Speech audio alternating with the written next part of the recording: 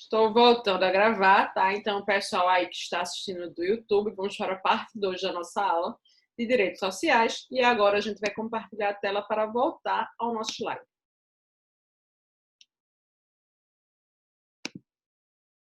Então, estávamos aqui.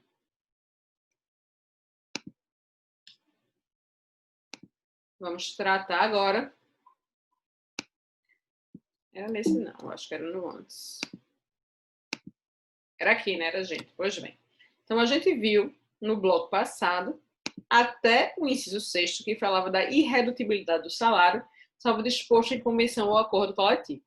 Agora, a gente entra no inciso 7º, que fala da garantia do salário nunca inferior ao mínimo para os que percebem remuneração variável. Significa dizer o quê? Eu sempre lembro, quando eu vou falar sobre isso, das meninas que fazem minha unha, das minhas manicures. Por que, professora, você lembra das suas manicures? Porque como é a forma de remuneração delas? O salão onde eu faço a unha, elas têm metas. Então, assim, elas realmente precisam agradar muitos clientes, porque os clientes eles podem marcar com preferência da manicure e ela vai ganhar um percentual em cima da quantidade de unhas que ela faz. Então, as que fazem mais unhas, né, que agradam mais clientes, que têm preferência, elas ganham mais. Mas perceba, mesmo elas tendo essa remuneração variável, elas precisam ter uma remuneração mínima, que é o salário mínimo. Então, digamos que para conseguir ganhar um salário mínimo, elas têm que fazer, sei lá, 30 unhas no mês. Se uma manicure ela só fez 28, ela vai ter que ganhar pelo menos o salário mínimo. E é por isso que elas ficam lá tentando debater as metas para conseguir garantir o salário mínimo e ganhar mais do que isso. Mas seria exatamente isso. Uma pessoa que tem uma remuneração variável ou que trabalha aí com percentual de vendas, como pode acontecer com aqueles vendedores de shopping, que também tem um percentual, muitas vezes a negociação é em cima disso, né? Você vai ganhar o que você vender, mas precisa sim ganhar pelo menos o mínimo. Eles ganham mais de comissão, né, do que realmente de remuneração propriamente dita. Então é isso aqui que fala o inciso 7º do artigo 7º. O que é que fala o inciso 8º? Gente, tá rápido, porque eu tô falando esse um pouquinho mais rápido, porque ele é mais simples, tá? Então, se porventura alguém tiver alguma dúvida, pode colocar no chat ou pode aqui pedir para entrar na aula e perguntar, sem problema algum, tá? E como esse aqui é mais simples, eu tô indo embora, para ver se a gente consegue terminar tudo hoje, tá? Deixa eu ver aqui a mensagem do bate-papo. Tá ótimo, então obrigada, Márcia. Márcia hoje nem colocou o vídeo só porque eu tô gravando, né, Márcia? Oh, ela colocou o vídeo aí, muito bem, apareceu, né? Vai ficar famosa, rapaz, no YouTube, aparece aí, né? E sempre aparece as três aqui, né? Roberta, Renata e Márcia. E aí, como é que eu vou dar a minha aula sem olhar para vocês? Simbora. Então, vê só. O que é que tem o inciso 8º? Ele diz assim, ó. 13º salário com base na remuneração integral ou no valor da aposentadoria. Então, perceba que o 13º salário também não é um favor que o nosso patrão nos faz, é direito constitucional. Então, é importantíssimo. Muita gente tem medo que esse direito seja retirado da Constituição por causa de aperto na economia, mas veja só, a gente viu no início da aula um princípio. E como era o nome desse princípio? Vedação do retrocesso. Além disso, os direitos fundamentais são cláusulas pétreas, está lá no artigo 60, né? Então a gente sabe que eles não podem ser retirados. Então, não, o 13º não tem como acabar enquanto vigorar essa Constituição, tá?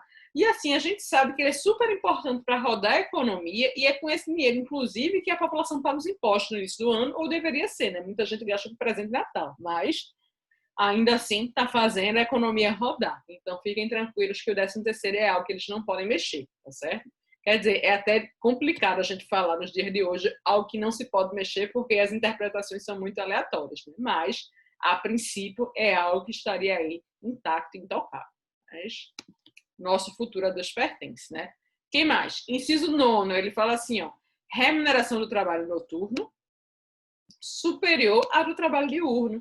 Então, quem já deu plantão noturno sabe disso também, né? Que a partir das 10 horas da noite vai ter uma hora diferenciada de um valor maior do que a hora normal. Então, isso também quem trabalha aí em trabalho noturno sabe disso. Eu, por exemplo, não sei se eu já contei para vocês, como o pessoal que está aqui na Isolada, a maioria já foi meu aluno, então sabe que a minha primeira profissão é fisioterapia. Então eu dava plantão noturno. E nesse momento que eu dava plantão noturno, eu percebia uma remuneração nessas horas, já de 10 às 6 da manhã, 10 às 5, perdão, a minha remuneração era maior do que, não era tão maior, mas era maior do que a remuneração diurna. Então tinha aí o chamado adicional noturno, então isso também tem previsão na Constituição. O que é que eu tenho mais aqui?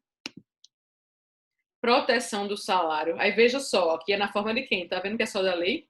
Só achar minha caneta. Proteção do salário na forma da lei, constituindo crime à sua retenção dolosa. O que seria isso aqui? Eu gosto sempre de dar exemplos concretos, né? Então imagine só que você trabalha numa loja. E você, ao trabalhar na loja, a loja que você trabalha, ela exige que você utilize roupas de lá como farda. Não tem farda, mas você tem que comprar roupas daquela marca para poder trabalhar. Isso é algo bem comum. E aí ela exige que você compre, mas como você acabou de entrar, por exemplo, você ainda não tem dinheiro para comprar, ela abre uma conta para você pagar quando você receber. Veja, a loja ela não pode descontar automaticamente. Você primeiro recebe a sua remuneração. E você tem livre-arbítrio para saber e decidir como é que você vai gastar. Então, a gente sabe que na prática, né, principalmente quem trabalha em comércio, mercadinho, esse tipo de coisa, não é o que acontece. Já descontam e pagam só o que sobra. Se isso for um acordo com a sua anuência, ok, mas se for contra a sua vontade, não. Você tem que receber a sua remuneração e depois é que você paga. Eles não podem, de forma dolosa, intencional, fazer uma retenção na sua remuneração. Tá? Se você, por exemplo, precisa daquele dinheiro para uma coisa mais importante, para saldar uma dívida de saúde, por exemplo, aí você vai deixar de pagar, sei lá, o remédio da sua mãe porque você teve que pagar, enfim. Então, é doloso isso, então a Constituição também traz a proteção. Aí, vê só aqui.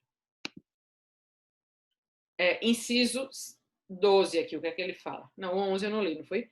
Participação nos lucros ou resultados desvinculada. Veja, quando as questões trabalham, isso aqui, quando cai, é sempre isso, tá? É esse desde aqui, ó. Então, se você está com a construção de papel, como eu gosto, eu tenho aquele aplicativozinho que dá para iluminar, ilumina esse desvinculada, porque as provas que trazem letra de lei, FCC, por exemplo, FGV, eles sempre trabalham com isso aqui. É isso aqui que eles vão tirar e vão escrever assim, ó, participação nos lucros ou resultados vinculada da remuneração, não é desvinculada da remuneração e, excepcionalmente, participação na gestão da empresa conforme definido, mais uma vez, ó, em lei, tá vendo? Não é lei complementar. Lei complementar, como a gente tinha trabalhado, é só para a proteção da relação de emprego. Todos os outros exemplos aqui, eles tratam de lei ordinária. O que é isso aqui, professora? Algumas profissões, elas trazem isso em suas leis, né? Que naquele cargo você faz jus à participação nos lucros ou resultados da empresa. E aí perceba que ele está falando o seguinte, ó, que você é desvinculado da sua remuneração. Você vai ter um percentual nos lucros ou resultados e não algo correspondente à sua remuneração.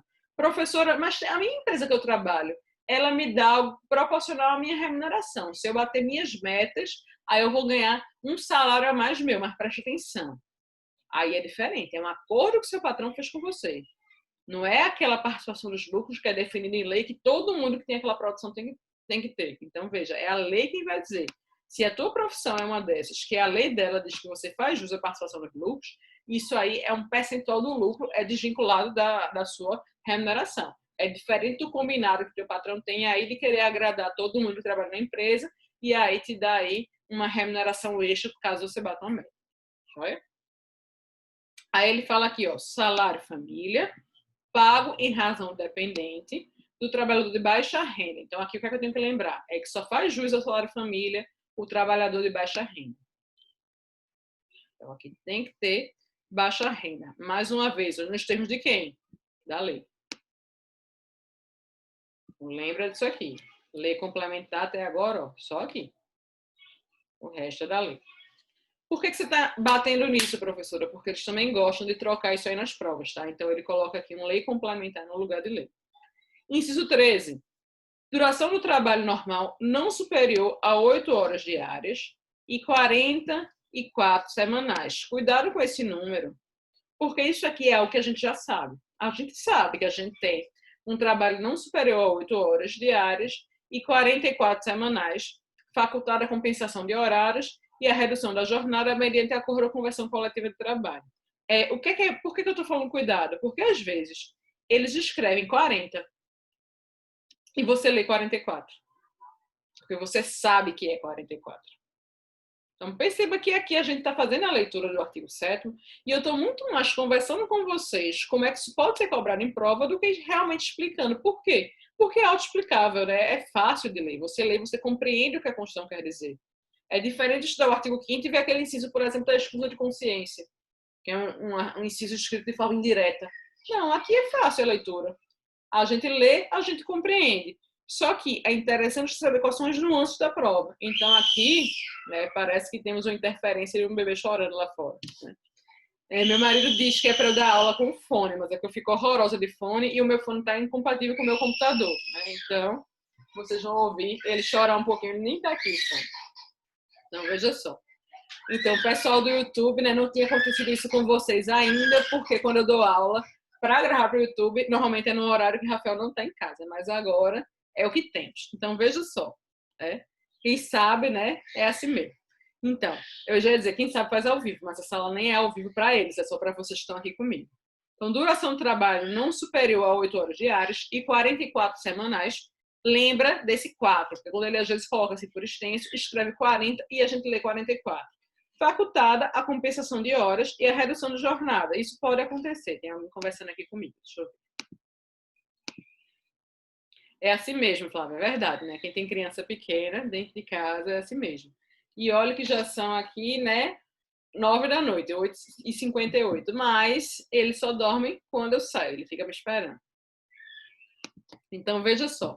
Duração do trabalho normal não superior a 8 horas diárias e 44 semanais, facultada a compensação de horários e redução de jornada, mediante acordo ou convenção coletiva de trabalho. Eu, por exemplo, quando trabalhava como fisioterapeuta, não sei se ainda é assim, mas deve ser, a nossa jornada semanal era de 30 horas, porque isso tinha acordo e convenção coletiva. Tanto é que eu trabalhava em 2 hospitais. Eu trabalhava de segunda a sexta de manhã em um e à tarde no outro, né? Porque eu conseguia aí essa redução de jornada por conta de uma convenção coletiva de trabalho.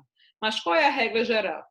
A regra geral é que seja 8 horas, veja, não pode ser superior a isso, inferior pode, e 44 horas semanais. Então, lembra que na prova eles gostam de brincar com isso e eles escrevem 40. Eles tiram esse 4 e vai estar errado isso, tá?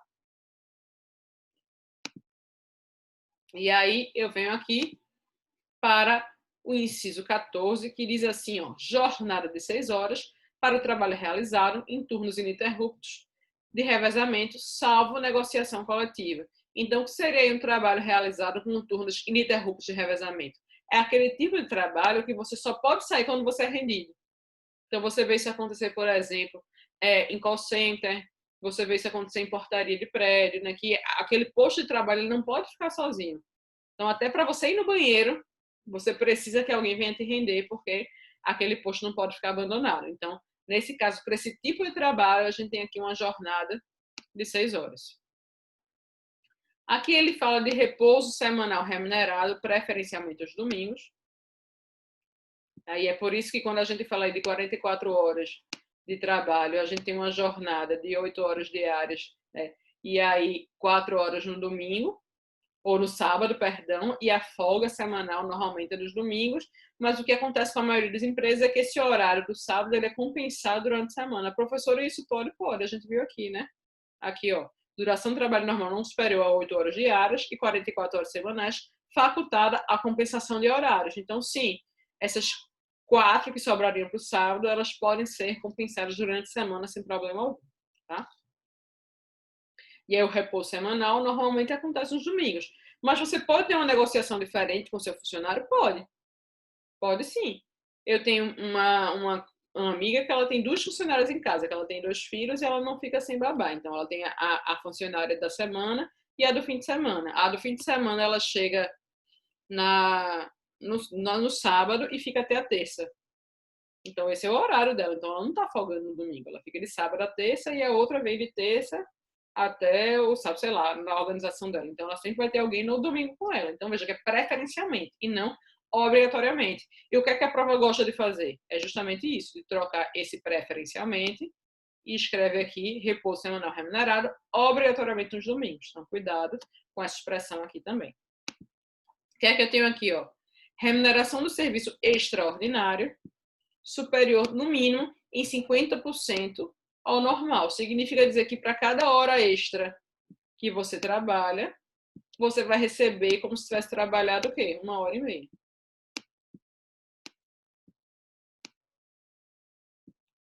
Então, se você fez 1 hora extra, você vai receber como se tivesse feito aí, né, no mínimo, 1h30. Se seu patrão for gente fina e quiser lhe pagar mais, ótimo, mas normalmente ele não quer, não. Tá? O que é que eu tenho mais aqui? Gozo de férias anuais, remuneradas, com pelo menos 1/3 a mais do salário normal. Então, aquele terço que a gente recebe como prêmio para poder desfrutar das nossas férias, isso aí é pelo menos 1/3, também não é presente do teu patrão. Ele é obrigado a dar, a previsão também é constitucional e vai estar explicando direitinho na CLT como é que acontece. O que mais?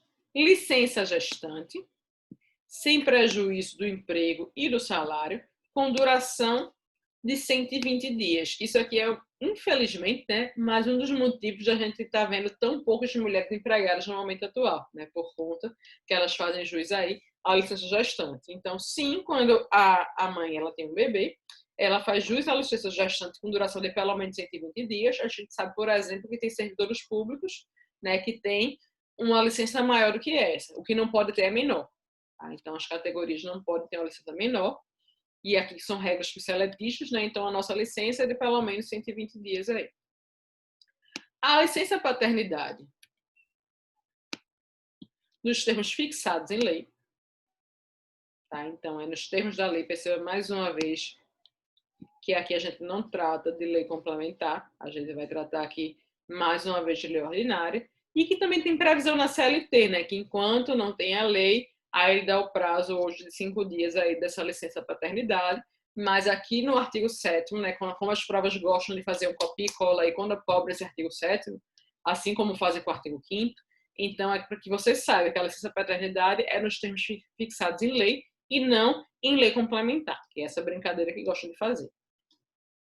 Proteção do mercado de trabalho da mulher, mediante incentivos específicos nos termos da lei, mais uma vez lei, né? Então deveria ter, pelo menos, de acordo com o texto constitucional, proteção desse mercado de trabalho da mulher. Não é isso que a gente tem visto atualmente, né? Assim, isso foi uma notícia que eu vi ontem, por isso que eu estou falando bastante dela, que me deixa bem triste. Eu nem lembro se foi ontem ou se foi hoje, mas eu acho que foi ontem, que deu aí essa estatística de que fazia há 30 anos atrás, foi a última vez que a gente teve a mesma quantidade de mulheres em posto de trabalho hoje, ou seja, é a menor quantidade de mulheres que a gente tem trabalhando, empregadas, desde 30 anos atrás. Então, é um dado grave, e isso sim é impacto da pandemia e sim é impacto também do fechamento das escolas. A gente sabe que na prática, na nossa sociedade, na conjuntura atual, na maioria dos casos, né, não estou generalizando, mas na maioria dos casos, os homens ainda são o arrimo de família. E aí, quando vão pensar em quem demitir por conta disso tudo, né? Licença gestante, toda essa proteção, a gente sabe que quem termina perdendo emprego, se eu tenho um homem e uma mulher com a mesma competência, ocupando o mesmo posto de trabalho, se ela está em idade fértil, normalmente é a mulher. É algo realmente que ainda acontece, apesar dessas proteções constitucionais. Aviso prévio proporcional ao tempo de serviço, sendo no mínimo 30 dias nos termos da lei. A gente sabe que também é no mínimo, né? Que esse aviso prévio pode chegar a 90 dias. Por que a gente sabe disso? Porque ou a gente trabalha, ou já trabalhou, ou conhece alguém que trabalha. Mas onde é que está dizendo que pode sair até 90 dias? Na lei, que mais uma vez é uma lei ordinária. Lembrando que toda vez que a Constituição ela fala só nos termos da lei, ela está fala só lei, ela está se tratando de uma lei comum, e a lei comum é ordinária. Quando ela quer uma lei com quórum qualificado, aí ela vai falar expressamente aqui, ó, como tem aqui no inciso 1º, em lei complementar, tá? E aí, dando sequência, chegamos agora no inciso 22, e que fala assim, ó, redução dos riscos inerentes ao trabalho por meio de normas de saúde, higiene e segurança. Então, sim, redução dos riscos inerentes ao trabalho por meio de normas de saúde, higiene e segurança. Não é um inciso tão cobrado e que a mera leitura gera entendimento, tá, gente? Então, voltando para cá. Adicional de remuneração para atividades penosas insalubres e perigosos na forma da lei. Então, são aqueles adicionais de periculosidade, de insalubridade, por exemplo, né, que você recebe quando você trabalha com algum risco à sua saúde. Então, aqui, quando eu falo de atividades, por exemplo, perigosas, alguém que trabalha, sei lá, nesses andaimes de prédio fazendo reforma de fachada. Então, isso é uma atividade perigosa. Né? Então, existe o risco, sempre o risco de alguém cair lá de cima. Quando eu falo de uma atividade insalubre, ou alguém que trabalha com radiação, por exemplo, entre perigosa e salubre, pronto. Quando eu trabalhava em UTI, eu recebia duas gratificações que chamavam, né?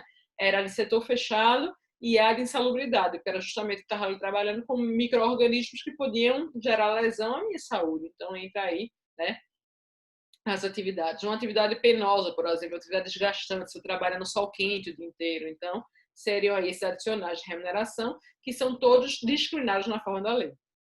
A aposentadoria também é direito constitucional, também tem previsão aqui no artigo 7º, então ela traz aqui, ó, no inciso 24, trazendo, assim como o FGTS e a aposentadoria, a assistência gratuita aos filhos dependentes desde o nascimento até os 5 anos, cuidado com esse número, eles colocam na tua prova 6, tá? Então até os 5 anos de idade, em creche e pré-escolas, que já foi, tá?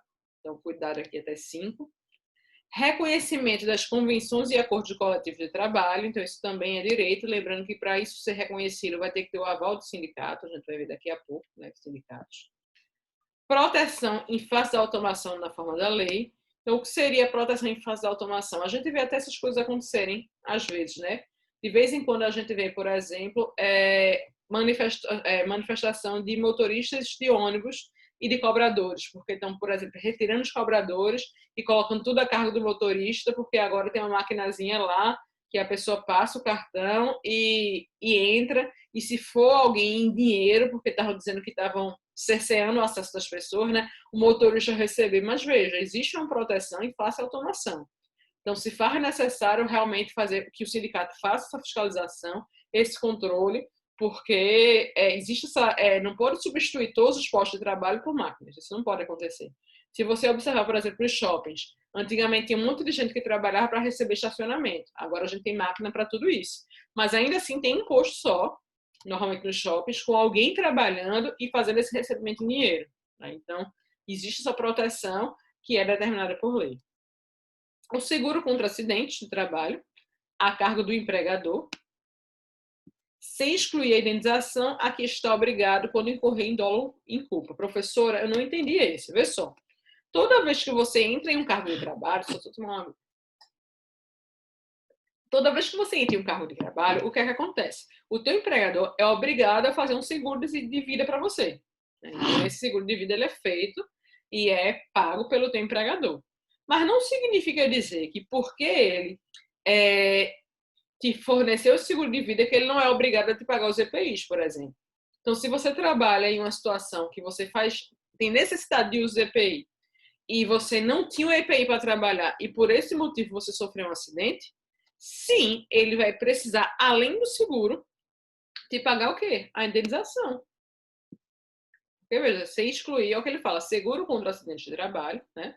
Então, eu até falei seguro de vida, perdão, né? O seguro contra acidentes. Me equivoquei aqui. Então, seguro contra acidente de trabalho, a cargo do empregador, sem excluir a indenização, a que este está obrigado quando incorrer em dolo em culpa. Então, ele paga o seguro, mas além do seguro, se o acidente for por culpa ou dolo dele, ele não deu o EPI porque não quis, ou ele foi omisso, o EPI quebrou, ele não comprou outro, ainda assim ele vai precisar pagar a indenização. Tá? Então, ele faz o seguro contra acidente, mas se porventura ele tiver algum dolo ou culpa nesse acidente que você sofreu, ele também paga essa indenização. Então, é assim que está previsto na Constituição. O que é que a gente tem no 29 agora? O 29 fala assim, ó. Ação contra os créditos resultantes das relações de trabalho com prazo prescricional de 5 anos para os trabalhadores urbanos e rurais até o limite de 2 anos após a extinção do contrato de trabalho. Professora, eu não entendi o que quer dizer esse inciso. Veja só, gente. O que está dizendo esse inciso? Ele está dizendo a gente que a gente tem direito de entrar com ação judicial para cobrar créditos resultantes das relações de trabalho. O que é isso aqui? ao que você deveria ter recebido e não recebeu. Professora, me dá um exemplo concreto. Dou sim. Todo ano, as categorias tinham dissídio, não tem? Esse dissídio serve para quê?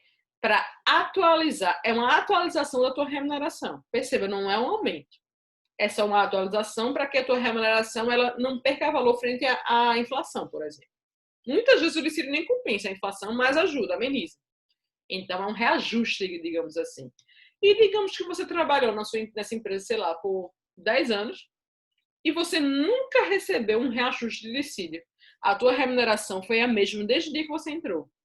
Você tem crédito resultando da relação de trabalho ou não tem? Tem sim. Então, o que é que o texto constitucional te dá? O direito de entrar com essa ação de cobrança. Só que a liberdade não é tanta. Você trabalhou 10 anos, mas você não vai fazer jus a esses créditos por durante 10 anos. Porque o que é que fala o texto da Constituição aqui? Ele fala assim, ó, com prazo profissional de 5 anos. Significa dizer o quê? Que se você saiu, por exemplo, do teu trabalho, sei lá, a gente está em setembro de 2020. Você entrou no teu trabalho lá em 2010, mas você só pode cobrar esses créditos que você não teve do teu dissídio até quando? 5 anos para trás. Então, você só pode cobrar até setembro de 2015. Então, teu intervalo é esse. Esses créditos que você tinha aqui para trás, ó, até 2010, quando você entrou. Tá só um 10 aqui, tá? A gente não sabe a data. Sei lá, vamos botar aqui. Vai de quando você entrou aqui em junho, sei lá, 2010. Essa parte aqui para trás, prescreveu. Você não pode cobrar mais. Só pode cobrar 5 anos para trás. Mas o que é que ele fala ainda mais? Vê só. Primeiro entendimento é esse. Então, se você tem crédito resultando de relações de trabalho, você só pode cobrar 5 anos para trás, porque o que passou disso prescreve. Professora, sacanagem, porque enquanto eu estava empregada, eu não tinha coragem de cobrar. A gente sabe que a gente vive realmente uma relação de hipossuficiência do trabalhador. Mas, né, poderia ter procurado sindicato, tentado de alguma outra forma. Então, o que foi para trás de 5 anos prescreveu. A Constituição já te dá o direito de cobrar isso aqui, né? Porque você não tem o interesse de agir enquanto estava trabalhando. Mas deixa só o que ele fala mais. Só botar outra cor aqui para não confundir vocês. De cor da caneta. Mas ele fala assim, ó, até o limite de 2 anos após a extinção do contrato de trabalho. Significa dizer o quê? Se você saiu em novembro de 2020, você só pode entrar com essa ação até quando? Até setembro de 22. Então, veja só, você pode cobrar 5 anos para trás, mas a partir do momento que o teu contrato de trabalho é extinto, você tem 2 anos para entrar com essa ação. Se passou 2 anos, não pode mais entrar. E os 5 anos são para trás da data que você entra com a ação. Então, se você esperou os 2 anos, por exemplo, para entrar com essa ação, e só então em setembro de 2022, você já não vai mais poder cobrar até o setembro de 2015, não. Vai ser 5 anos para trás disso aqui, ó. Então, já seria para cá, ó. Seria até setembro de 17.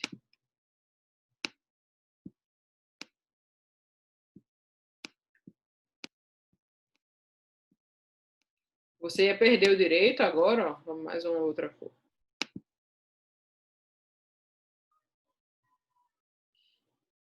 Você ia perder o direito desses 2 anos aqui agora, ó. Porque engoliu mosca e só entrou aqui 2 anos depois. Então, professora, você repete para mim, por favor. Repito sim, meu bem. Veja só.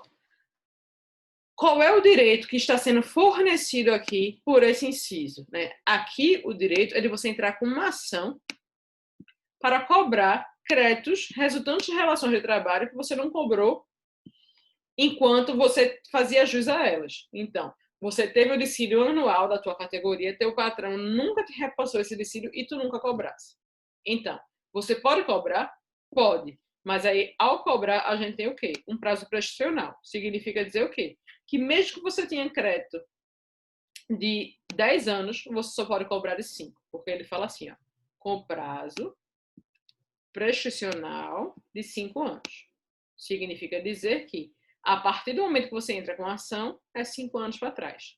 Se tinha crédito antes, perdeu. Não entrou antes, perdeu. Ok, até aqui eu acho que tudo bem.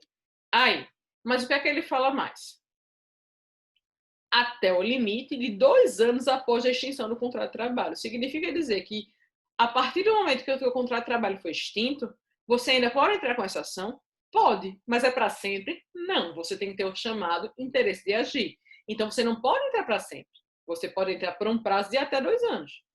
E aí, a partir do momento que você entra, da data que você entra, é 5 anos para trás. Então, deixa eu só interromper aqui para saber se ficou claro. E aí, gente, todo mundo entendeu isso direitinho?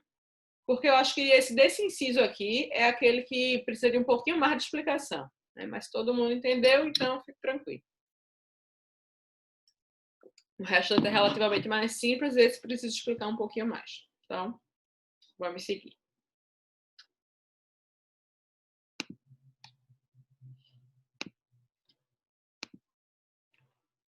E a gente tem que estar com 7 minutos, mas eu acho que dá para terminar pelo menos esse slide aqui. Então, vamos lá. Só voltar aqui para uma cor decente, que esse verde é muito clarinho. Azul. Inciso 30. Proibição de diferenças de salários de exercício de função ou de critério de admissão por motivo de sexo, idade, cor ou estado civil. Proibição de qualquer discriminação no tocante do salário e de critérios de admissão do trabalhador portador de deficiência. Perceba que são 2 incisos que tratam aqui de isonomia, né? Dizer que não pode haver aí diferença de salário por conta de diferença de sexo. A gente sabe que na prática, né, não acontece, que as mulheres em geral ganham menos que os homens, mas em tese pela Constituição não deveria poder. Ou por conta de idade, cor, estado civil. A gente vê a questão da idade também. Muitas vezes demitem um chefe mais velho que ganhava muito, né? E contratam um mais jovem ganhando metade do salário. Mas, em tese, de acordo com o texto da Constituição, então, não pode haver essa diferença de salários por conta de sexo, idade, cor, estado civil. A gente sabe também que a população negra ou preta, como você preferir chamar, né?